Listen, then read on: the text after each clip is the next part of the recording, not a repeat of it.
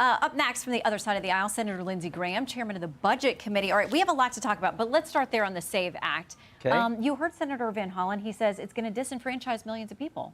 Why would you do that? Oh, they said that in Georgia when Georgia tightened up their voter laws and you had the largest turnout of African Americans in the history of Georgia voting. They say that all the time, Jim Crow 2.0. I don't know why we're having such a hard time finding common ground when 84% of the country believes you should have ID.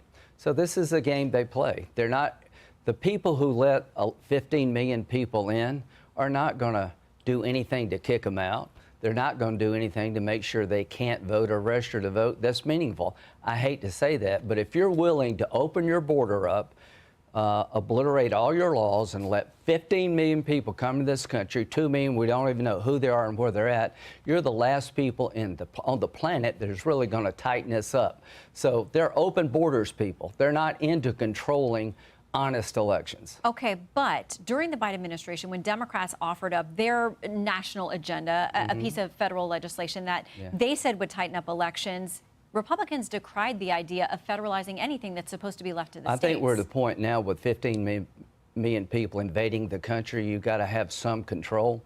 I think what happened during Biden is that they obliterated the concept of sovereignty. You know, I've been working with Democrats for decades to try to find a middle ground. During Biden's 4 years, everything was wiped out. Our border was no longer under control. People were sent all over the country. Tom Homan said 2 million people are gotaways. We never know. We never find out who they were and where they're at. And Iran's threatening our homeland. Our friends on the other side are playing Russian roulette with our national security. I've never been more worried about a large-scale attack on our country than I am right now. You got Iran threatening everything in the world, including parks. So now's not the time to shut down DHS. I want all of it funded, and I want all of it funded now so we can protect the American people from a threat that's real. Iran was this close to having a nuclear weapon. During negotiations, they told Kushner and Witkoff, our negotiators, they bragged about having 460 kilograms of uranium enriched at 60%. Well, if you go to 90%, you got a weapon. 60 to 90 is 2 weeks. So 460 kilograms at 90%, which would have taken 2 weeks, is 10 bombs.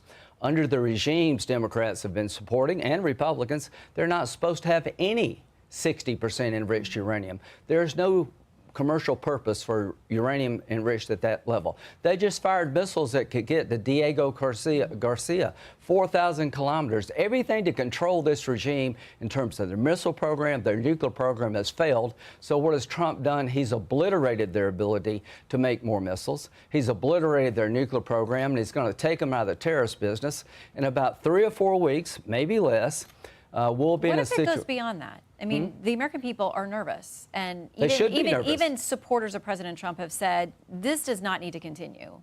Well, I'm telling you, what needs to continue is to make sure that the largest state sponsor of terrorism can't get a nuclear weapon to blow us all up and hold us hostage. To the American people, they were 2 weeks away from having 90% enriched uranium to make 10 bombs. They've got missiles that go 4,000 kilometers. We're not going to live that way anymore. Since 1979, these people have been terrorizing the world. They've got American blood on their hands, and here's what we accomplished in 20 days. Their missile program has been obliterated. But their we saw nuclear the missile program that went has been towards obliterated, Diego Garcia. and they're running out of money. So here's what I tell President Trump. Keep it up for a few more weeks. Take Kharg Island, where all of the resources they have to produce oil, control that island, let this regime die on a vine. Is this going to, though, take Kharg Island? Is it going to involve U.S. troops on the ground? Let me just read you something from The Atlantic. Does an assessment on that. They say U.S. troops may well take Kharg Island. We believe in their ability to do so, but only to endure ballistic missile strikes, drone attacks, petrochemical smoke, all without a reliable means of obtaining logistical support. The result could be a grinding war of attrition. They talk about how far away they would be from resupply. I'm sort of tired of all this armchair quarterback, and this has been an amazing military operation. God bless the fallen. But it's a difference when we talk about troops on the ground. I trust the Marines, not that guy. I trust DOD. We got 2 Marine expeditionary units sailing to this island. We did Iwo Jima. We can do this. The Marines, my money is always on the Marines. I don't know if you take the island or you blockade the island, but I know this. The day we control that island, this regime, this terrorist regime, has been weakened. It will die on a vine. And here's what I want to do. I want to get with Chris. I want to sprint to peace. As the war winds down, I want peace to ramp up. The reason we don't have Saudi Arabia and Israel making peace is October the 7th, 2023, Iran through Hamas attacked Israel, stopping normalization.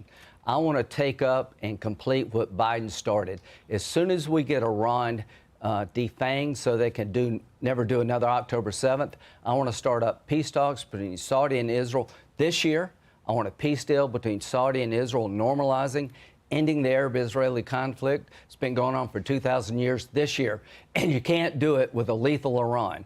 So we're weeks away from this Iranian regime not having the capability to stop peace. Okay, very quickly, though, because we got to go. Who is going to be negotiating for Iran? What's the new leadership going to be? I don't know. We don't need to really worry about negotiating with Iran. We need to keep them in a box. What are you going to negotiate Iran with? What I want to do is contain them, take their missile program and keep it blown up, make sure they can never sprint out to a nuke, make sure they have no money to support terrorism, control the island and let them die on a vine, and hopefully the people will rise up. What I'm looking for is defanging Iran so we can move to peace. The Iranian people one day will have ability to take their country back. But we have the best chance in 2,000 years when Iran is neutralized for Saudi and Israel to recognize each other in the Arab-Israeli conflict. That is my goal. That is President Trump's goal. 2026 could be the biggest year since 1945 if we neutralize Iran. Don't let them do it again. Well, okay, that's something that then you and Senator Van Hollen have a lot to talk about. Yeah. Senator Graham, thanks for coming back. Good to see you. Thank you.